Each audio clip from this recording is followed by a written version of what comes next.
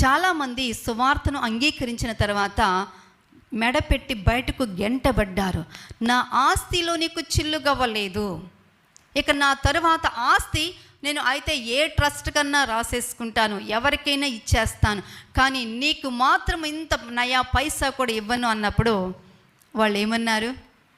పర్వాలేదు, మీరు ఇచ్చినా ఇవ్వకపోయినా మీరు నేను సేవిస్తున్న దేవుణ్ణి ఈరోజు కాకపోతే రేపైనా అంగీకరిస్తే చాలు అని చెప్పి వారు ఇల్లు విడిచిపెట్టి వెళ్ళిన సందర్భాలు ఎన్నో కోకొల్లలుగా కనపడుతూ ఉన్నాయి సాక్ష్యాలు.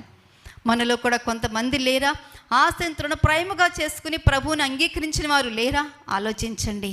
అందుకని ప్రభు కొరకు దేన్నైనప్పటికీ కూడా త్యాగం చేద్దాం, కానీ ప్రభువుని మాత్రము ఎవ్వరు కూడా విడిచిపెట్టవద్దు. ఒకవేళ ప్రభువుని విడిచిపెడితే దాని అర్థం ఏంటో తెలుసా? మన సోర్స్ ఆఫ్ ఇన్కమ్ని మనం వదులుకున్నట్లే.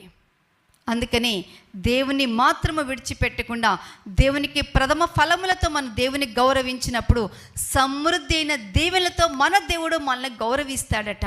అది మన దేవుడు మనకిస్తూ ఉన్న గొప్ప ఆశీర్వాదం.